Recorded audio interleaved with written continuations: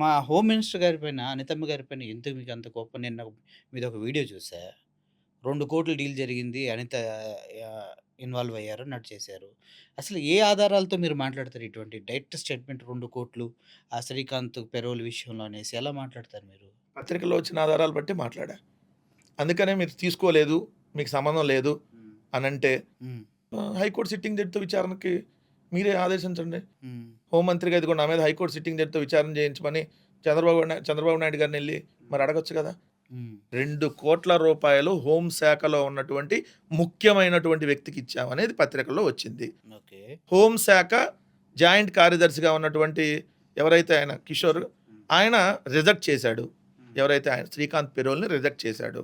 2 ఎమ్మెల్యేలు సిఫార్సు చేసిన ఏదైతే ఆయన ఈ కోటమిరెడ్డి, క్యాన్సిల్ చేశారు. Pasam Sunil Kumar. Kotamreddy Sunil Nellore rural MLA and Gudur MLA Pasam Sunil, వాళ్ళిద్దరూ ఇదిగోండి ఈ నేరస్తుడు శ్రీకాంత్కి పెరోల్ ఇవ్వండి అని చెప్పి వాళ్ళు లెటర్ పెట్టారు. పెట్టిన దాన్ని అతను రిజెక్ట్ చేశాడు. ఓకే. ఎస్పీలు రిజెక్ట్ చేశారు, పెట్టొద్దని చెప్పి. ఎస్పీలు రిమార్కులు కూడా రాశారంట. ఎస్పీలు రిమార్కులు రాసి 3 జిల్లాల్లో హత్యలు జరుగుతాయి ఇతను బయటకు వస్తే. ఓహ్! ఆంధ్రజ్యోతిలోనే వచ్చింది అది. ఓకే. 3 జిల్లాల్లో ఈ శ్రీకాంత్ పెరోల్ మీద బయటకు వస్తే హత్యలు జరుగుతాయి.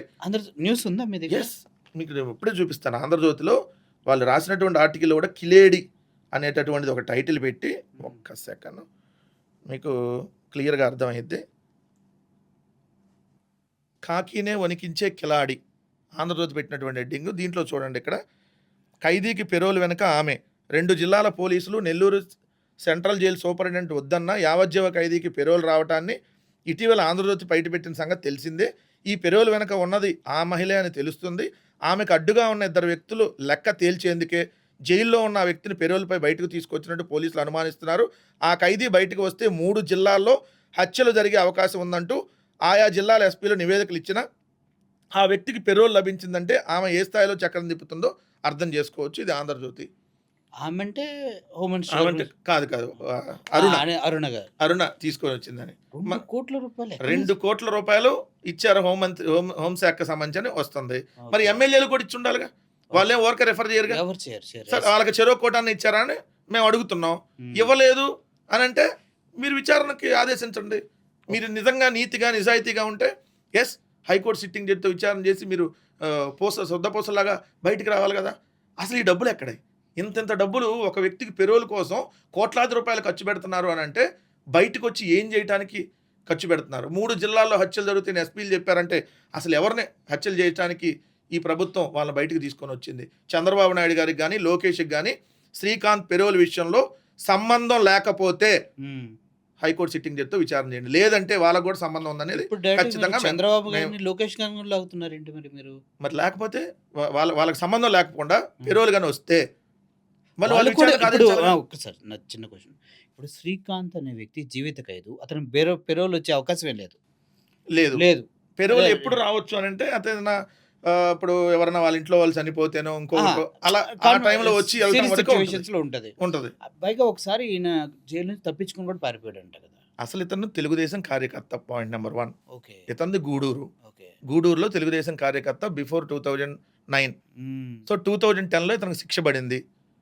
2010లో శిక్ష పడ్డాక 2014లో తెలుగుదేశం అధికారంలో రాగానే ఇతను తప్పించారు జైలు నుంచి, పారిపోలా, జైలు నుంచి తప్పించారు. 4.5 ఏళ్ళు జనజీవన స్రవంతిలో పెట్టారు. పెట్టి కావాల్సిన సెటిల్మెంట్లు కావాల్సిన అన్నీ చేయించుకున్న తర్వాత మళ్ళీ ఎలక్షన్స్ వచ్చే ముందు ఇతనే లొంగిపోయినట్టుగా చూపించారు. 4.5 సంవత్సరాలు ఇదే కూటమి ప్రభుత్వంలో బయట తిరిగినటువంటి వ్యక్తి శ్రీకాంత్. మళ్ళీ ఇప్పుడు ఇది 2వ పెరోల్ రావటం వీళ్ళ గవర్నమెంట్లో. ఆల్రెడీ మొన్న ఆగస్టులో పెరోల్ వచ్చింది ఇతనికి. ఆగస్టులో ఇదే కూటమి ప్రభుత్వం పెరోల్ ఇచ్చింది. మళ్ళీ ఇప్పుడు 2వసారి ఇది పెరోల్. సో ఇప్పుడు కూడా ఎట్లా ఇది బయటకు వచ్చింది? తెలుగుదేశం నాయకులనే బ్లాక్మెయిల్ చేసే స్థాయికి వెళ్ళిపోతే వాళ్ళ నుంచి బయటకు వచ్చి మీడియా త్రూ ఇట్లా రావటం వల్ల, ఆ వీడియో ఒకటి బయటకు రావటం వల్ల హల్చల్లరైంది. లేదంటే ఇప్పటికి ఎవరైనా చంపేవాళ్ళు. జైల్ని కూడా మేనేజ్ చేయగలుగుతున్నారా? అంటే వ్యవస్థలనే కాకుండా జ్యుడిషియల్ సిస్టమ్ని, జైలర్ని అందరినీ కొనేసే సిచ్యువేషన్ ఇక్కడ. ఇప్పుడు దీంట్లో న్యాయస్థానానికి లింక్ ఉండదు కాబట్టి, అవును, కేవలం ఇక్కడ ప్రభుత్వం తీసుకునేటటువంటి డెసిషన్ కాబట్టి హోంశాఖ రెఫర్ చేసేస్తే ఎవరికైనా పెరోల్ ఇస్తారు. ఇంకోటి ఎంత దారుణం అంటే ఆంధ్రప్రదేశ్ చరిత్రలో ఒక్కసారి పెరోల్ ఇచ్చినాక క్యాన్సిల్ చేసిన దాఖలాలు ఫస్ట్ టైం. ఫస్ట్ టైం ఇప్పటి వరకు First time, ఎక్కడ ఎవరు yes. క్యాన్సిల్ చేయాల. అవును. అంటే ఇతను కరుడుగట్టిన నేరస్తుడు అని తెలిసి డబ్బులు తీసుకొని లేదంటే బయట ఇంకేదైనా పనులు చేయించుకోవడానికి పెరోల్ ఇచ్చారు అనేది మేము చెబుతున్నటువంటిది. కాదు అని అంటే హైకోర్టు సిట్టింగ్ జడ్జితో, ఎందుకంటే చంద్రబాబు నాయుడు గారు లోకేష్ ఇన్వాల్వ్మెంట్ లేకపోతే కాదు. వాళ్ళు హైకోర్టు సిట్టింగ్ జడ్జితో విచారణ అయ్యొచ్చు కదా. చేయొచ్చు. మరి ఎందుకు వేయలేదు? ఎంత జరుగుతున్నా హోమ్ మంత్రి లెటర్ ఇచ్చారని తెలిసినా ఉమ్, వీళ్ళు నిమ్మకున్నారు అని అంటే ఉమ్, కరుడుగట్టిన నేరస్తుడికి హోంమంత్రి 2 ఎమ్మెల్యేలు లెటర్లు ఇచ్చి వాళ్ళ సిఫార్సుతో బయటకు వచ్చాడు అని అంటే మరి ఇప్పటి వరకు ప్రభుత్వం ఏ చర్యలు చేపట్టలేదని అంటే సంథింగ్ నారా లోకేష్కి చంద్రబాబు నాయుడు గారికి తెలిసే ఇది జరిగింది, ఉమ్. తెలిసే పెరోల్ ఇచ్చారు. సో వాళ్ళకి ఇన్వాల్వ్మెంట్ లేకపోతే ఎందుకు ఇప్పటి వరకు యాక్షన్ తీసుకోలేదు? ఇది వైఎస్ఆర్ కాంగ్రెస్ పార్టీ అడుగుతుంది.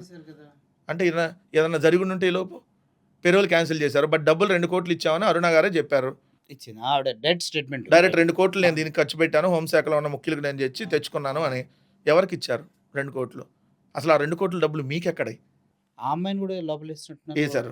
సో ఇవన్నీ బయటకు వస్తేనే ఆమెని హడావిడిగా లోపలేశారనేది జరుగుతున్నటువంటిది. సో ఇది అతి పెద్ద నేరం.